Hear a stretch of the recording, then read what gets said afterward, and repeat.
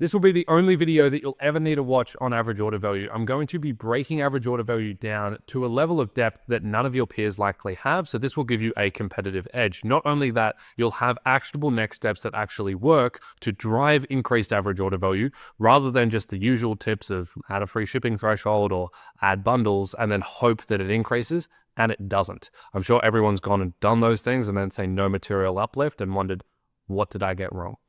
So the very first step, or the very first point of delineation that you need to do when it comes to average order value, is you need to break the metric down into new customer average order value, and you need to split this off from returning customer average order value.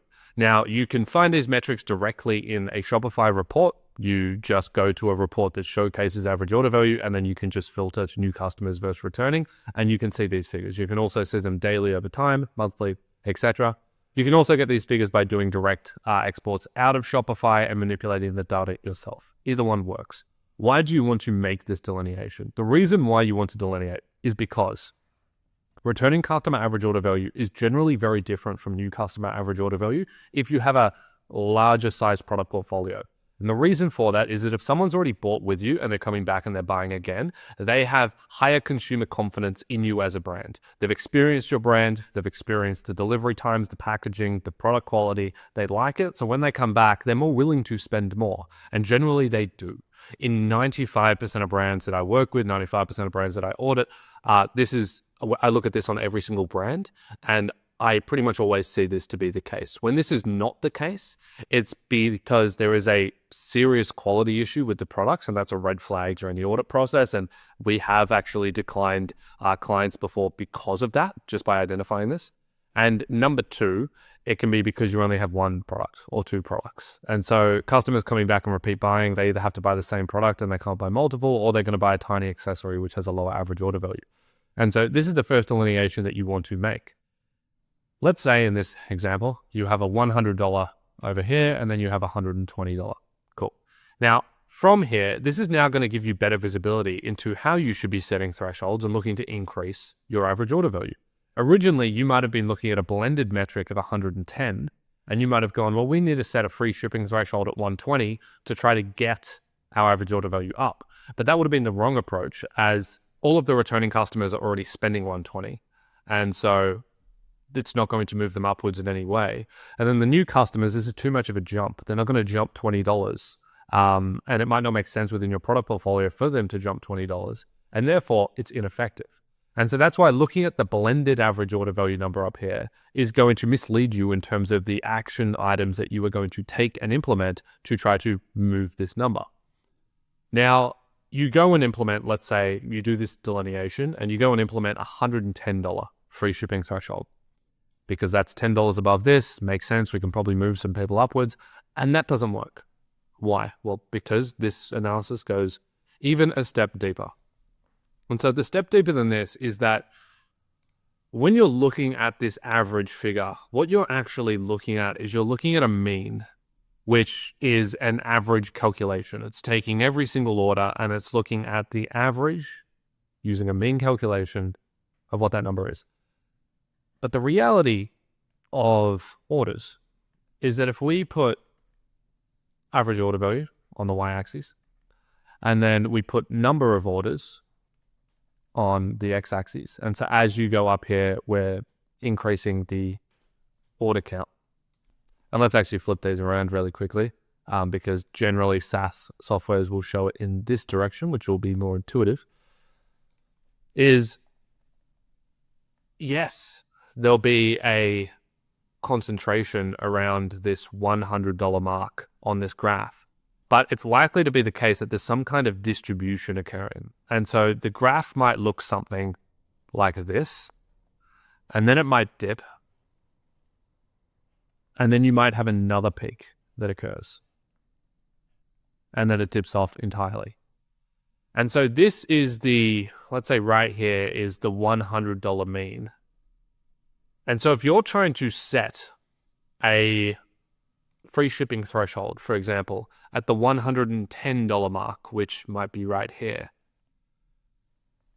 the large two population sizes that occur across this distribution are over here at $90, and over here at $160. And so these are the two cohorts that we actually want to shift and materially move to purchasing more. But instead, when we set a $120 threshold, this is well below 160, so these people aren't impacted. You're just now giving away margin to them for free. And then the people down here, jumping by $30 to $40, maybe a few people will, but most won't. It's too big of a jump. And so what ends up happening is that you push this small audience of people up slightly, and you don't really see a material difference at a top level when you average it all out. Because instead, you should be structuring your offer based on the distribution curve. And so instead, you want to be breaking down returning customer and new customer average order value into its distribution curve, which typically is binomial in some capacity for most brands if you have a relatively large product portfolio or you have multiple hero categories. You want to look at where these peaks are. Once again, let's say this is at $80 and this is at $130. And then you want to put incentives in place to move the peaks as opposed to moving the average.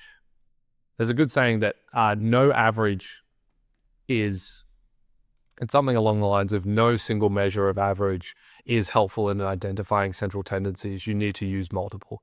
And so if you're just using mean, it's going to give you the wrong assessment of the distribution curve of orders in relationship to their individual average order value, and you're going to make the wrong decision. And so you want to be looking at not only mean, but you want to be looking at median, you want to be looking at mode, and you want to be looking at distribution. Mode is going to give you the most occurring average order value figure. That's obviously something that you want to incentivize upwards. Median is going to give you a better identification of where the true center is, taking out the massive outliers that always exist within large order databases. From my experience, there's always a few people that go and make a $2,000-$3,000 order that's going to shift the numbers around. You might also have sample orders that are going to shift the numbers around. You might also just have weird refunds that are occurring that are shifting the numbers around. And so you really want to look at the raw data here rather than relying on the breakdown of new customer average order value and the mean. Now from here, there's really two steps deeper that you can go that are still going to be incredibly helpful in you being able to identify how to improve the metric and also understanding this metric at a really deep level. So the next level that you can go to is what constitutes this number. We're talking about these dollar figures. We're talking about $100. We're talking about $90 average order value, $160 average order value. But what do we mean when we actually say that revenue figure? How is that breaking down? And ultimately, what is average order value? How is that number being calculated? And so the formula for average order value is average unit retail times units per transaction times 1 minus discount rates plus return rates plus shipping collected. And that's going to go off the screen there, but that is the end of the formula. And so this is how you calculate average order value using either, these can be summations at the entire store level, or this could be individually at an order level. And so what do all these mean? Average unit retail is the average retail cost of each unit that is being purchased within the cart. And so, for example, if you're selling $5 items, that's all you sell, and someone buys 10 of them, so it's still the average unit retail per individual unit is $5. Units per transaction is how many units are put into the cart. So in that example I just gave, if there's $5 units, well, there's 5 units. Discount rate is the average percentage discount rate used at checkout. And so this is, in the context of Shopify, it's always discount codes being used. Markdowns can't be directly measured within Shopify. And so this is the average use of discount codes across the entire store as a percentage of revenue. And then the exact same thing applies to return rates. And so this is the percentage as a proportion of net revenue of orders that are returned. And then lastly, shipping collected. This is the shipping that is collected at checkout. So once you get to the checkout page, if there's not free shipping, you would charge shipping. What is that amount? And so to run through an example of how this breaks down, and you'll see why understanding this is so important in a second, is that if you have, let's say, two $60 products, so it's $60 products times 2, you have on average a 10% discount rate on the website and on average 4% of orders returned. And then you collect on average $8 in shipping at checkout. Then we can go run the math here. And I'll just show you one line of breakdown. So this becomes 120 times, that's 86% plus $8, which then breaks down, and you can't actually see the screen right here, which then further breaks down into $111.20. And so the average order value of this particular either structure of a business or just an individual cart is going to come out to $111. Now, why is this important? You've probably never heard of this before. Why do you need to know the subcomponents that exist within average order value? Well, the reason why this is important is because these are the underlying levers that allow you to move average order value. And this is what's really important about understanding every single metric that exists within e-commerce, within the Shopify dashboard, etc., is that if you just know gross sales, but you don't know the actual underlying formula and subcomponents that build up to gross sales, if you know what average order value is or conversion rate, but you don't understand the formula that creates conversion rate within Shopify versus within GA4, and then how the underlying levers change between those two platforms, then you can't understand how to actually materially move them. And so the same thing exists with average order value. So when it comes to discount rates, if you decrease your discount rate across the store, your average order value improves.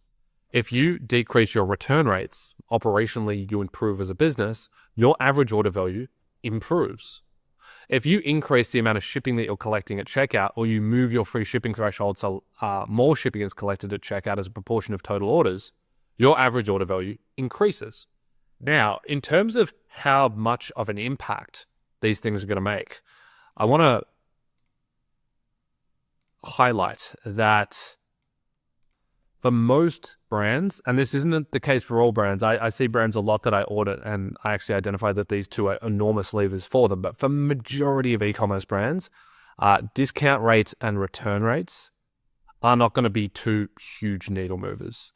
Return rates are going to be hopefully already in a good position. They can materially move a tiny bit, but it's not going to make a massive difference. And discount rates, I would hope, are relatively under control, and the amount that it's being used at the moment is adequate in correlation to the demand generation that it's causing. Now, shipping collected is often an underlooked opportunity in a lot of brands. And in fact, we work with a lot of brands that sit in that $60 to $75 average order value range. And when you have an average order value around about that, shipping collected can quite literally make a 10 to 20% impact on average order value if you're just collecting more at checkout. And so you have to be looking at how you're currently structuring collecting shipping across cohorts at different price ranges, and are you charging enough? Or are you discounting too heavily, which a lot of people do?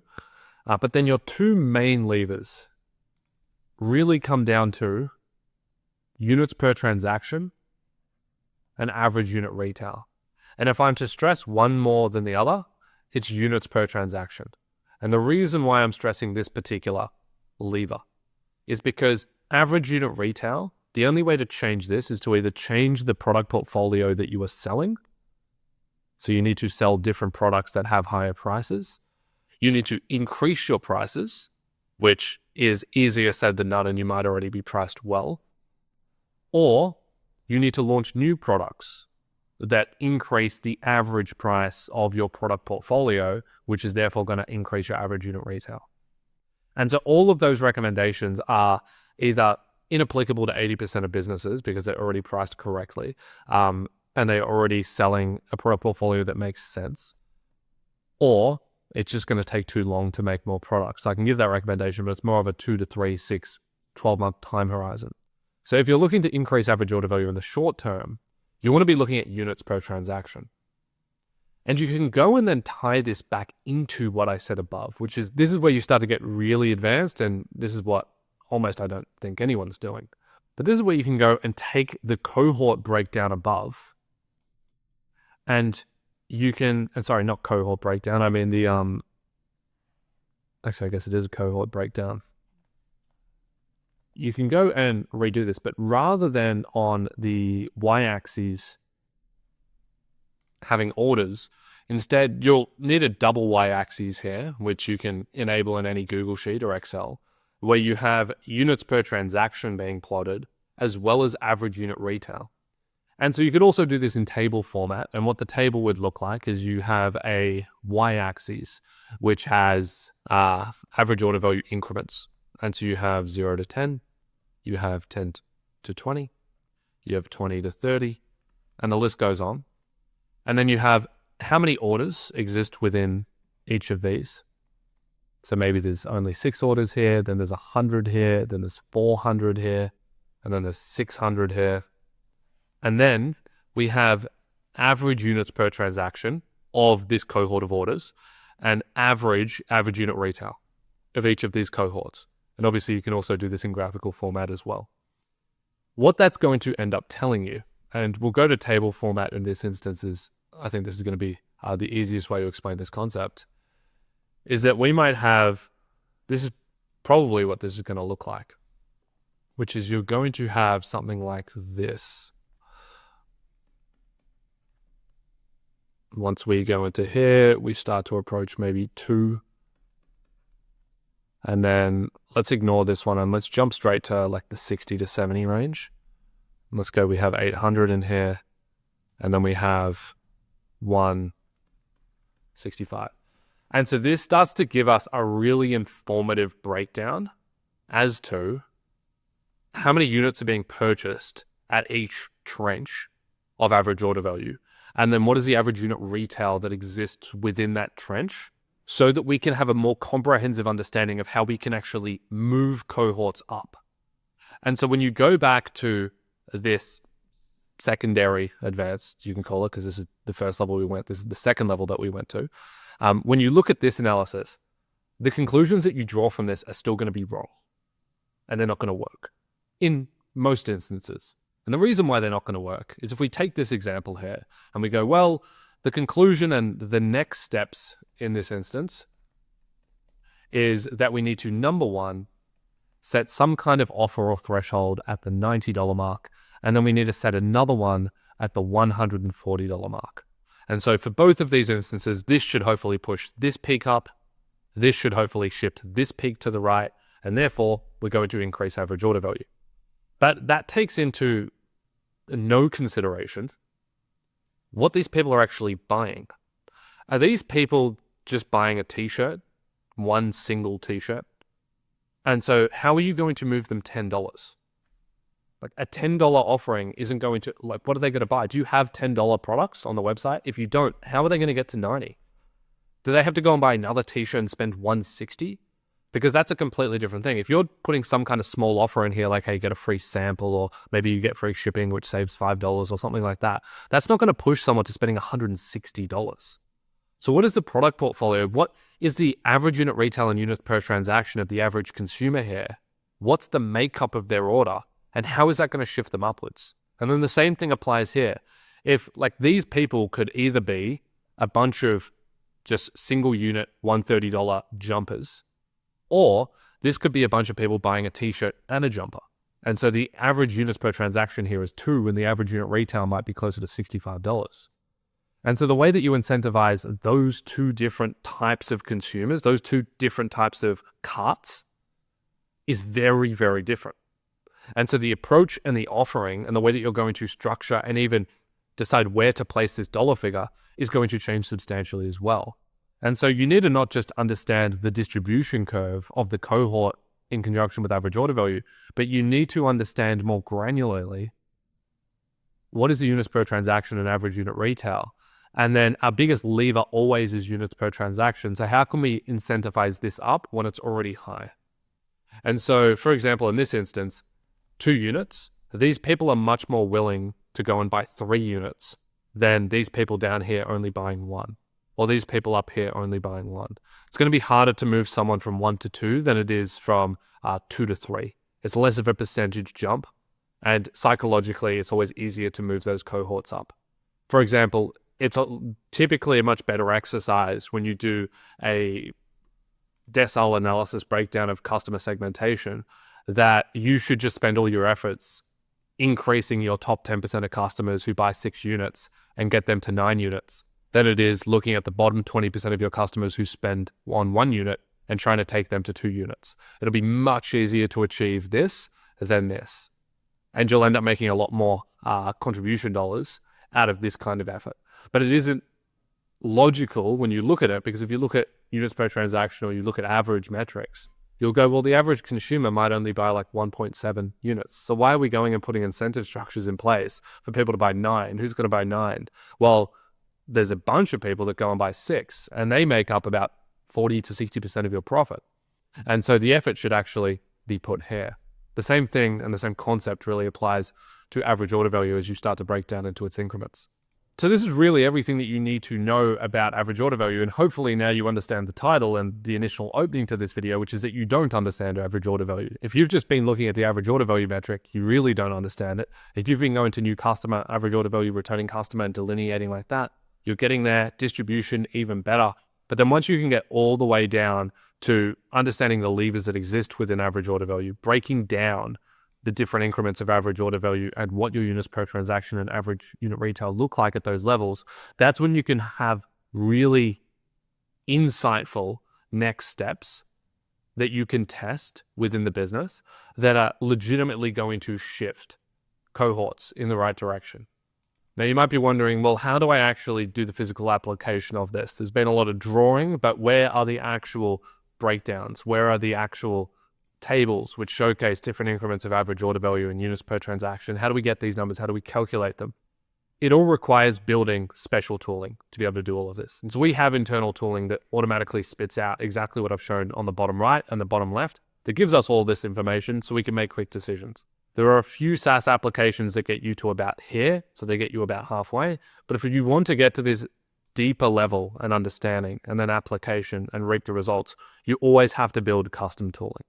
And so my recommendation, if you're a performance marketer or an agency, is you start thinking at a deeper level and you start trying to build out this tooling yourself so that you can get these granular insights. If you're an e-commerce brand and you're not working with a paid ads partner, obviously reach out to us and you'll get these insights on top of all of the paid ads management and creative.